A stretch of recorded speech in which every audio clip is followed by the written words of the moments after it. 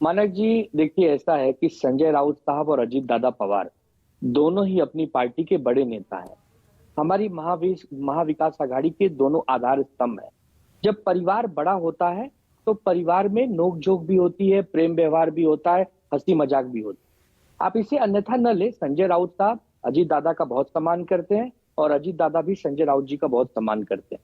3 दिन पहले ही अजीत दादा पवार और संजय राउत जी नागपुर के एक ही मंच पे थे। दोनों नेताओं ने अपनी अपनी बात कही। मेरी आवाज आ रही है? आ रही है, आपकी आवाज आ रही है, लेकिन संजय राउत कह रहे हैं किसी के बाप से नहीं डरता, और आप कह रहे हैं दोनों एक दूसरे की बहुत इज्जत करते हैं। संजय राउत साहब ने ये नहीं कहा।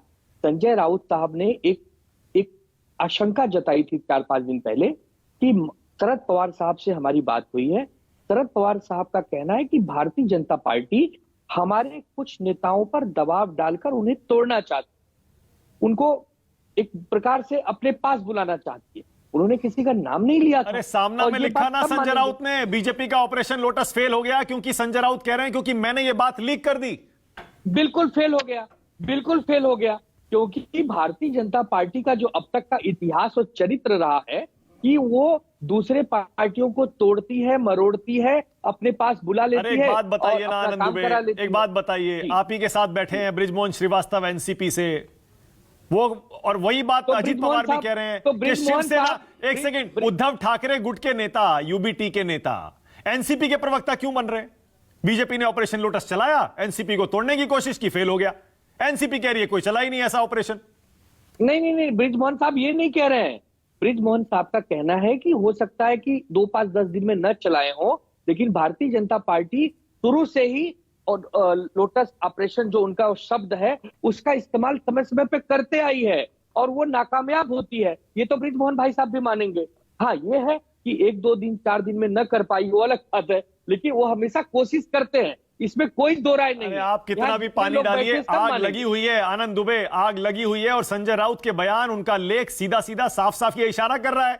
सुप्रिया सुले कह रही है 2 धमाके होने वाले हैं, इतना कुछ चल रहा है और आप मुस्कुरा रहे हैं। बताइए आनंद दुबे, आप कह रहे हैं नहीं, मैं इसलिए मुस्कुरा रहा हूं कि जब अजीत दादा पवार ने कल मीडिया कर्मियों से बातचीत में कहा कि मैं स्वयं अजीत दादा पवार हूं, मैं कहीं नहीं जा रहा हूं, ये कौन लोग ये पूरा रायता फैला देते हैं, आपको भी इन सब चीज से बचना चाहिए। संजय राउत झूठ बोल रहे थे? नहीं, संजय राउत साहब पे नहीं कहा, मीडिया पे। अरे भाई, संजय राउत के बारे में अजीत पवार ने कहा, सुनिए, एक मिनट आनंद दुबे, 1 सेकेंड, न्योता देंगे। ना 1 सेकेंड, 1 सेकेंड आनंद दुबे, 1 मिनट। अजीत पवार ने साफ साफ कहा कुछ लोग आजकल एनसीपी के प्रवक्ता बने हुए हैं, अपनी पार्टी की बात नहीं करते। इशारा संजय राउत की तरफ है। संजय राउत साहब महाविकास आघाड़ी के आधार स्तंभों में से एक है। वो महाविकास आघाड़ी को अगर कोई सलाह देना चाहते हो तो देते हैं, कोई प्रश्न पूछते हैं तो पूछते हैं। अगर उन्होंने कोई बात कही है तो महाविकास आघाड़ी को बचाने के लिए कही है। किसी व्यक्ति, किसी पार्टी के प्रवक्ता वो नहीं है, वो शिवसेना के प्रवक्ता है, एक वरिष्ठ नेता है, लेकिन साथ ही साथ महाविकास आघाड़ी के एक जबरदस्त। तो मान लीजिए फिर संजय राउत सही कह रहे हैं और एनसीपी को तोड़ने के लिए बीजेपी ने ऑपरेशन लोटस चलाया और फेल हो गया, आप कह दीजिए ये बात। तो वही तो कह रहा हूं कि भारतीय जनता पार्टी निरंतर ये ऑपरेशन चलाती है। कभी शिवसेना को तोड़ती है, कभी कांग्रेस को तोड़ती है, कभी एनसीपी को तोड़ती है, तोड़ नहीं पाती है तो परेशान हो जाती है। अब फिर 10 दिन, 15 दिन बाद फिर चलाएगी, तो वो चलाते रहती है। अच्छा, ओके, विनोद अग्निहोत्री, ऑलराइट। इसके बाद बीजेपी आचार्य प्रमोद कृष्णम और राहुल लोंढे। पहले विनोद अग्निहोत्री।